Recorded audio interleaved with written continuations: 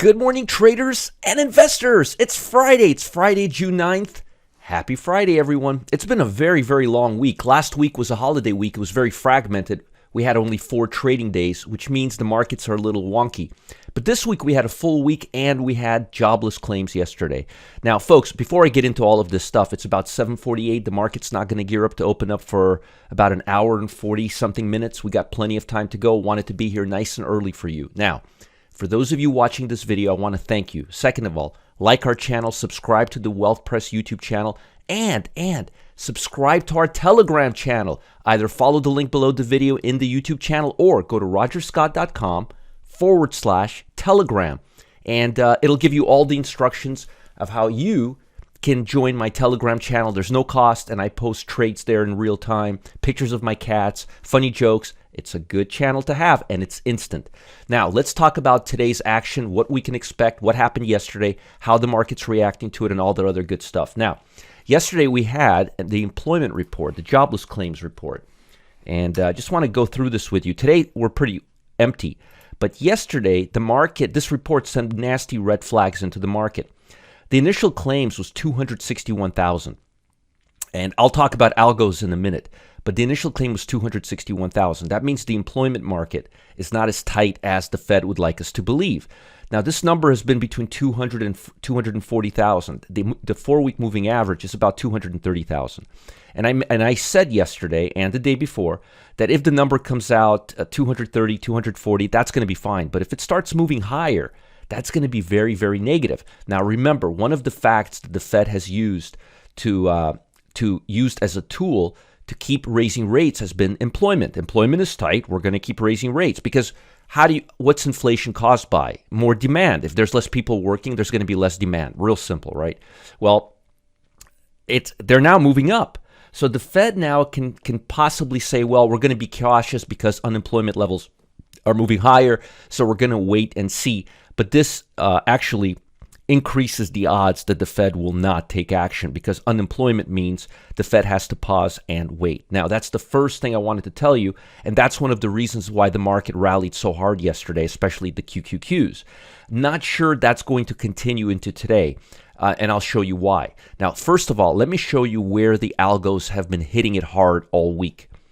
They've been hitting the energies. Oh, yeah, and if you look here, you can't really see too close. Let me just make this. Yeah, here we go. You could see it here. I'll even make it smaller. Notice it looks like it peaked out. That's 100%. You can't go above 100. It looks like it peaked out. The 2-day RSI, which is pretty sensitive, has also peaked out right here. So to me, energy stocks look like they're a little bit overbought in the short term. And I'm going to tell you, when you have 100% of every stock above the 20-day moving average, you can be assured that algos had something to do with it. So whenever you see 100%, that means the algos are blowing their money on this sector. So the energy sector was really bitten hard by algos this week. Industrial sector, and you can also see here, it looks like it's starting to come off a little bit. It looks like it's peaking out right here. And usually after this type of a peak out, you start seeing downside momentum. So I'm expecting downside momentum as a result of algos on industrial stocks. Not a huge load, but enough to take us to maybe 60th percentile.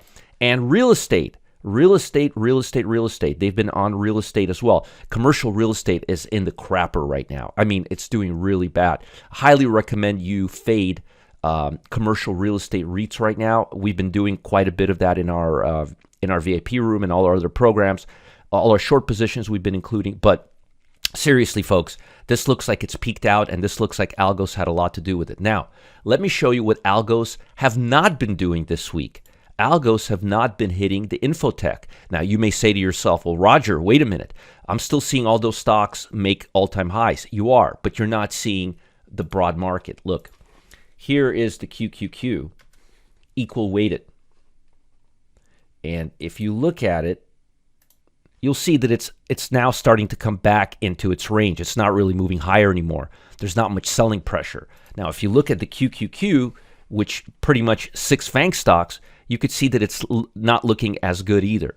So they've actually not been buying. They've been kind of stagnant on this, but momentum levels have been declining. So although prices are still near the high, as you'll see right now, See that? They're near the high. Momentum levels have been declining on tech. So you may see that right there.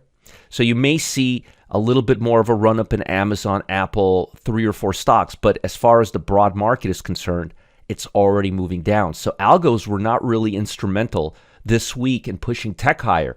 They were instrumental in pushing industrial, real estate, and energy stocks higher at the expense of tech. So don't be fooled by this. And it looks like tech has also topped out. But tech looked like it topped out last week. This is just trying to get investors to, this is just a sucker bet to get investors to come in and put more money into it. But I'm telling you right now, this thing looks like it's coming down.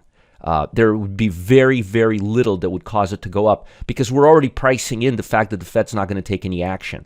And algos have been hitting industrial, real estate, and energy at the expense of the Nasdaq 100. You could see it across all the other sectors too. Consumer discretionary, look, you could see it right here. Going down. Even the last 2 days, going down, not going up. Maybe a little bit of a rally and then going up. Not the trend is not higher, it's lower. Or how about infotech? Let me show you infotech, if I could find it here. Communication services, sorry, not infotech. See, going down, not going up. Here we go. Going down. And it couldn't even muster up the momentum level. So I think technology is going to see some downside because everything that's already caused a catalyst for it to go up is going to move down. And you're having algos hitting the industrial, real estate, and energy stocks. So I'm not as bullish on the market as a lot of investors are right now as a result of that. We may see more downside ahead as well. Keep that in mind. Now let's talk about the news, and I'll summarize everything and give you a nice bow tie and tell you what to expect next week. 3 major U.S. benchmark indices closed higher on Thursday as an unexpected rise in weekly U.S. jobless claims bolstered expectations that the Federal Reserve would hold rates steady next week, which is why the tech sector rallied again, as much as it could, while investors also digested weaker than expected inflation data from China. That's not helping us at all. Thursday's trading action, tech-heavy Nasdaq outperformed the other 2 indices as the jump in jobless claims to the highest level since October of 2021 knocked U.S. Treasury yields lower. And I think we're going to continue going down that trajectory. Adobe Systems climbed about 5%. That's one of the factors that helped the tech yesterday after the company introduced a generative AI tool called Sensei Gen AI. I can't wait to mess with it this weekend.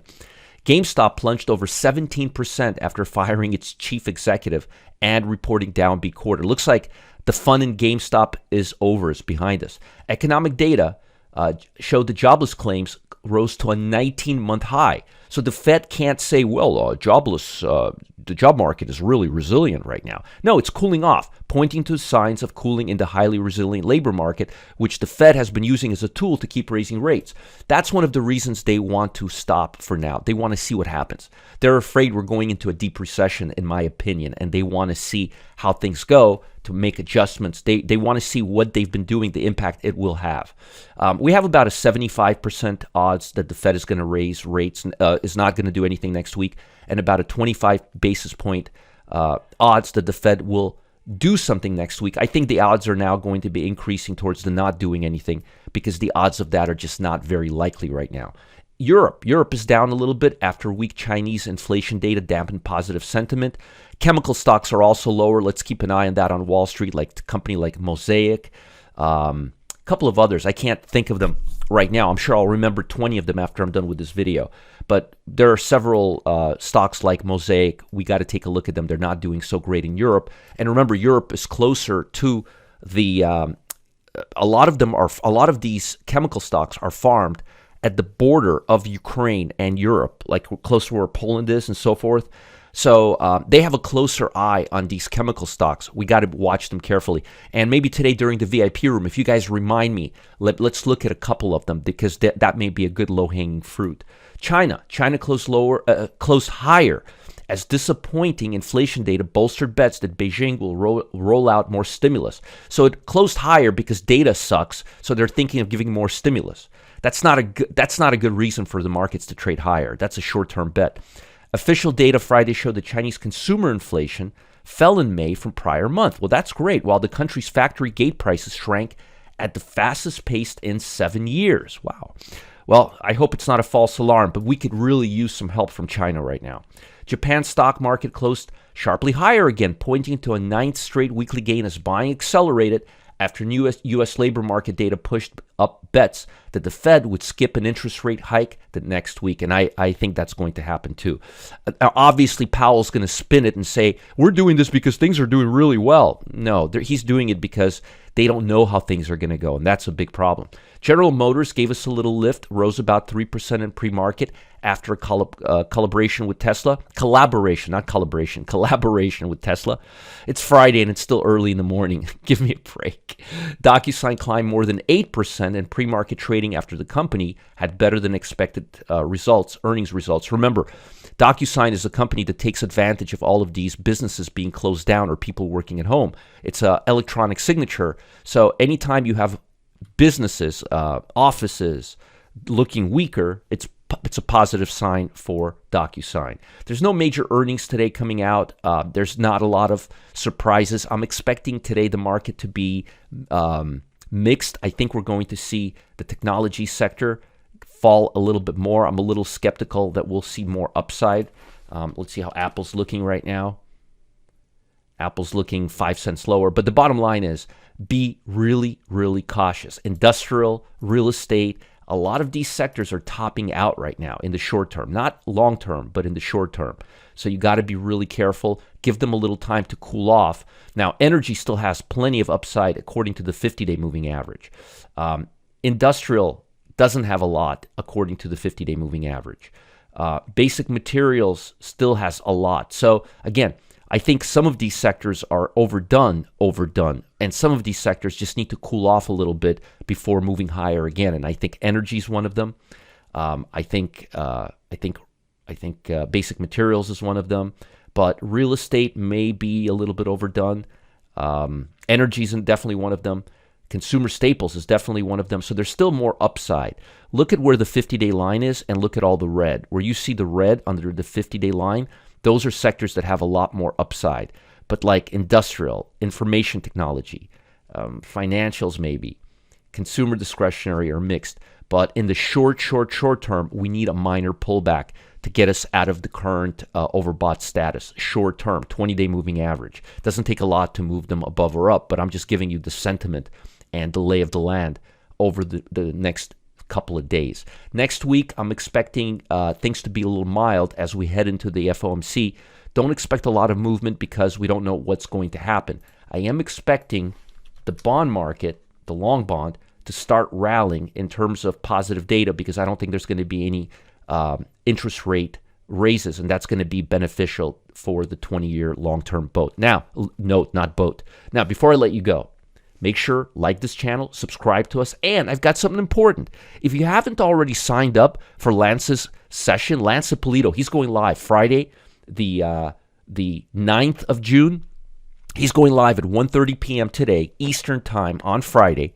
And folks, you might want to do that as soon as possible. Sign up now. Don't delay. Because in just a couple of hours, he's going to share his Master Indicator Weekend Watch List. And I know that's something you don't want to miss. Earlier this week, Lance gave out his #1 accelerator stock for June, and that boy popped big time. He's got a couple of more picks he thinks you're going to like. Sign up now. Don't delay. It's happening at 1:30 Eastern Time. It's a great way to start your weekend. Before the market closes, you'll still have several hours to get into trades that Lance will or may give you. Find out what Lance is up to. Say hello to him. 1:30 Eastern Time on Friday. Follow the link below. If you don't know where the link is, go to the YouTube Wealth Press channel. Sign up. Become a subscriber there. You'll get notifications when my videos pop up, and you'll know when I post my videos immediately. Also sign up for my Telegram channel and post comments on YouTube. If you don't, I'll take it personally. Bye, guys. Have a great weekend. I'll talk to you soon. Any questions, support@marketgeeks.com. Bye.